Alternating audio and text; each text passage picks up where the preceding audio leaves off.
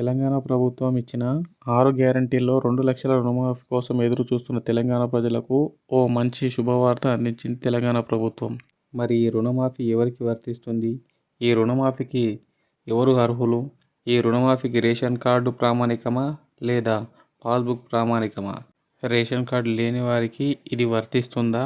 ఇంకా ఏ లోన్స్కు ఈ రుణమాఫీ వర్తిస్తుంది? ఇలాంటి పూర్తి వివరాలకు ఈ వీడియో పూర్తిగా చూడండి. ఇంకా మరిన్ని ఇలాంటి వీడియోస్ కోసం నా ఛానల్ని సబ్స్క్రైబ్ చేసుకోండి. జూలై 15, 2024 నాడు తెలంగాణ ప్రభుత్వం రుణమాఫీ మార్గదర్శకాలను అయితే ఇచ్చింది. ఈ మార్గదర్శకాల ప్రకారం రుణమాఫీకి ఎవరు అర్హులు, ఎవరు అనర్హులు, ఏ లోన్స్కు ఈ రుణమాఫీ అనేది వర్తిస్తుంది, 2 లక్షలకు మించి ఉన్న పంట రుణాలకు మాఫీ చేస్తారా లేదా, అలాగే గత ప్రభుత్వం కొంత మాఫీ చేయగా మిగిలి ఉన్న లోన్స్ని ఇప్పుడు మాఫీ చేస్తారా లేదా అనే ఇలాంటి ఎన్నో ప్రశ్నలకు సమాధానం అయితే ఇవ్వబోతున్నాను.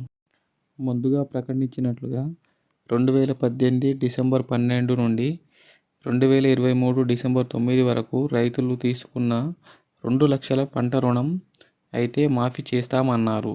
మీరు తీసుకున్న పంట రుణం 2 లక్షల లోపు ఉండి మితితో కలిసి మొత్తం 2 లక్షలు అయితే మొత్తం మాఫీ అవుతుంది. అలాగే పంట రుణం 2 లక్షలు లేదా అంతకంటే ఎక్కువగా ఉంటే 2 లక్షలకు పైగా ఉన్న వాటిని కట్టేసి మిగిలిన 2 లక్షలను మాఫీ అవుతుంది. స్వల్పకాలిక పంట రుణాలు పంట పూర్తయ్యాక తిరిగి చెల్లిస్తామని తీసుకున్న బ్యాంకు రుణాలకు ఈ రుణమాఫీ వర్తిస్తుంది. ఇందులో లోన్స్ని ఎప్పటికప్పుడు రెన్యువల్ చేసే వారికి ఎక్కువ ప్రాధాన్యత ఇస్తుంది. రెన్యువల్ చేయని మొండి బకాయిలను రీషెడ్యూల్ చేస్తే ఇటువంటి వాటికి రుణమాఫీ అనేది వర్తించదు అని తెలంగాణ ప్రభుత్వం ప్రకటించింది. ప్రైమరీ అగ్రికల్చర్ క్రెడిట్ సొసైటీ ద్వారా తీసుకున్న పంట రుణాలను కూడా మాఫీ చేస్తాము అని తెలంగాణ ప్రభుత్వం హామీ ఇచ్చింది. వాణిజ్య బ్యాంకులు మరియు లోకల్ గ్రామీణ బ్యాంకులు ఇచ్చిన వ్యవసాయ రుణాలను కూడా మాఫీ చేస్తామని అన్నారు. ఈ రుణమాఫీకి రేషన్ కార్డ్ తప్పనిసరి కాదు, ఓన్లీ కుటుంబ గుర్తింపు కోసం మాత్రమే. రేషన్ కార్డ్ లేని వారిని పట్టా, పాస్బుక్ మరియు ఆధార్ కార్డ్ ద్వారా గుర్తించనున్నారు. గత ప్రభుత్వం మాఫీ చేయగా మిగిలిన రుణమాఫీని కూడా ఈ ప్రభుత్వం మాఫీ చేయనుంది. ప్రతి బ్యాంకుకు ఒక నోడల్ ఆఫీసర్ ఉంటాడు. అతని బ్యాంకుకు మరియు వ్యవసాయ శాఖ కమిషనర్కు మరియు ఎన్ఐసికి మధ్యవర్తిగా వ్యవహరిస్తాడు. ఒకవేళ రుణమాఫీకి సంబంధించి ఏదైనా ప్రాబ్లం ఉంటే నోడల్ ఆఫీసర్కు కానీ లేదా ఆన్లైన్ పోర్టల్లో కానీ లేదా కంప్లైంట్ కాల్కు కానీ కంప్లైంట్ చేస్తే 1 నెలలోపు ఆ ప్రాబ్లంని పరిష్కరించి మన రుణమాఫీని మాఫీ చేస్తుంది.